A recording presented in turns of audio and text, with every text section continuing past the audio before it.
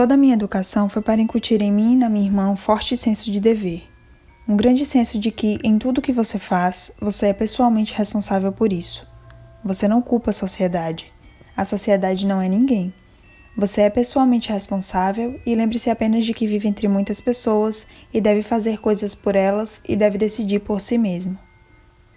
O conservadorismo não é uma teoria abstrata. É uma cruzada para colocar o poder nas mãos de pessoas comuns. Apoiamos o direito das mulheres de escolher suas próprias vidas. Se as mulheres desejam ser advogadas, médicas, engenheiras, cientistas, políticas, deveríamos ter as mesmas oportunidades que os homens.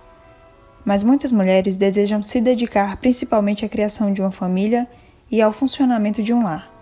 E devemos ter essa escolha também. Poucos empregos podem ser comparados em importância e satisfação em longo prazo com os de dona de casa e mãe, pois a família é o alicerce da sociedade.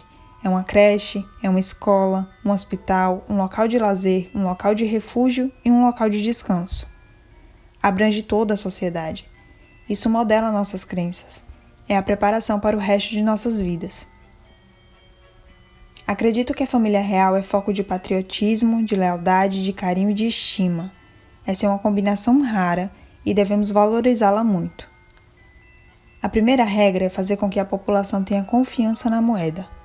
A segunda é evitar controle sobre a economia. Durante o governo trabalhista, na Inglaterra, era preciso obter a aprovação das autoridades para aumentar os preços. Se um empresário precisasse aumentar seus preços, tinha de se justificar. Bem, esses são os meus custos, aqui estão os custos adicionais, concordei em dar tanto de aumento salarial e meus preços precisam subir tanto. O certo é o contrário.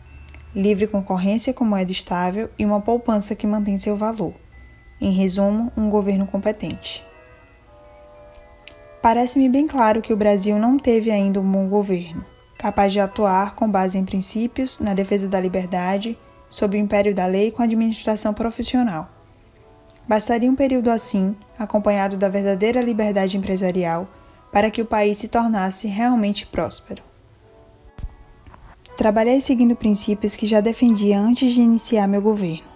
Perseverei mesmo quando surgiram dificuldades, porque minha política era justa. Por fim, quando o ditador resolveu ocupar território estrangeiro, usando sua força bruta, impondo a outro povo sua ditadura, como o Iraque fez no Kuwait, nós e os Estados Unidos alertamos: não vamos tolerar isso. Em resumo, é preciso firmeza de propósitos acompanhada de firmeza na ação. Se um conservador não acredita que a propriedade privada é um dos principais baluartes da liberdade individual, então é melhor que ele se torne um socialista e acabe com isso. Você aceitaria que não é moral nem responsável para uma família viver além de seus meios. Da mesma forma, não é moral nem responsável que um governo gaste além dos meios da nação, mesmo para serviços que possam ser desejáveis. Portanto, devemos reduzir os gastos públicos a montantes que possam ser financiados por impostos em níveis toleráveis e por empréstimos às taxas de juros razoáveis. A alternativa ao nosso governo da Inglaterra era um governo genuinamente socialista, que queria nacionalizar a produção, a distribuição e os meios de pagamento. Os objetivos principais da sociedade na qual acredito são a liberdade, a justiça e a livre iniciativa. Nada disso pode ser obtido fora do império da lei e sem um judiciário independente. A prosperidade de uma nação provém da livre iniciativa de cada um e de uma situação em que a lei seja igual para todos. Governos não criam riquezas. Quem faz isso são as indústrias e os serviços. É o povo, com sua bagagem e sua capacidade de iniciativa, que cria empresas. As crianças, ricas ou pobres, precisam de escolas adequadas para desenvolver seus talentos e habilidades. A partir daí, se pode pensar em outra tarefa do governo, a criação de uma rede de proteção e benefícios para aquela parcela da população que, involuntariamente, não consegue manter-se no mercado de trabalho por velhice ou doença. É meu sonho fazer de cada cidadão um capitalista, o capitalismo das pessoas comuns. A fonte fundamental de conflitos é a disputa entre tirania e liberdade, entre quem quer impor sua vontade pela força e os direitos humanos fundamentais e a liberdade dos povos. Houve tiranos em todas as eras, e eles continuam a nascer. O conflito é entre tirania e direito, não se trata de cultura. Se alguém pisa em território britânico e procura dominar cidadãos britânicos pela força, minha função é botá-lo para fora. As Falklands são território britânico desde 1770. Ninguém pode sentir-se livre para tomar a terra dos outros. Se alguém começa a dizer que toda a ilha a certa distância do litoral de determinado país pertence a este último, esteja certo de que teremos muitas guerras. Trata-se de invasão de território alheio. A nação é apenas uma família ampliada. Há um clamor para que o governo coloque as pessoas antes da economia. Quem poderia discordar? Essa é a razão pela qual nós, em nosso partido, lutamos constantemente contra o marxismo e o comunismo. Alguns dos objetivos do socialismo são os objetivos de uma sociedade marxista e resultam na subjugação dos direitos das pessoas à teoria política. Como o sistema marxista se tornou moral e materialmente falido, os cidadãos que vivem sob seu jugo veem esperança em nossos ideais. Ideais que limitam o poder do Estado para que floresçam os diversos talentos e aptidões de cada pessoa, dando dignidade e sentido à vida. Ideais que respeitem a família, suas lealdades, afetos e responsabilidades.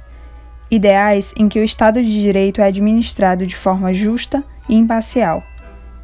Aqueles que vivem sob o calcanhar da tirania marxista olham com inveja para as coisas que consideramos certas. Eles sabem que política é mais do que economia em uma sociedade livre. Nós também. Pertencemos ao Partido Democrático mais antigo e duradouro do mundo.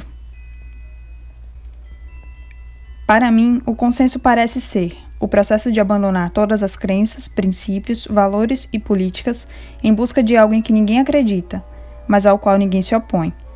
O processo de evitar os próprios problemas que precisam ser resolvidos simplesmente porque você não consegue chegar a um acordo sobre o caminho a seguir.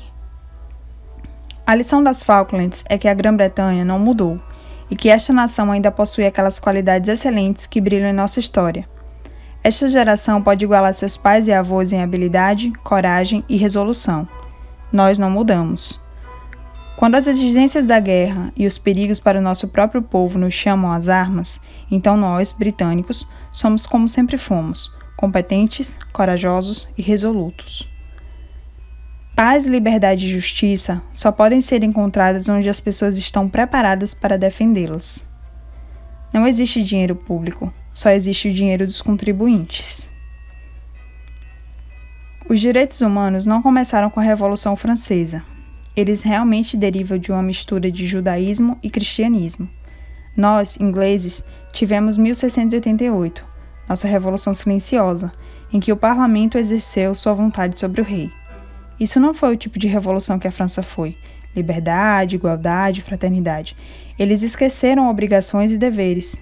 E então, é claro, a fraternidade desapareceu por muito tempo. Tenho enorme admiração pelo povo judeu, dentro ou fora de Israel. Sempre houve membros judeus em minha equipe e em meu gabinete. Na verdade, eu só queria um gabinete de pessoas inteligentes e enérgicas, e frequentemente isso acabava sendo a mesma coisa. Meu antigo círculo eleitoral de Finchley tem uma grande população judaica. Nos 33 anos em que o representei, nunca um judeu que estivesse na pobreza ou no desespero buscou ajuda nos escritórios do governo de meu distrito. Eles sempre foram cuidados por sua própria comunidade. Para mim, os eventos de 1789 representam uma ilusão perene na política. A Revolução Francesa foi uma tentativa utópica de derrubar uma ordem tradicional, com muitas imperfeições certamente, em nome de ideias abstratas, formuladas por intelectuais vaidosos que decaíram não por acaso, mas por fraqueza e maldade, em expurgos, assassinatos em massa e guerra.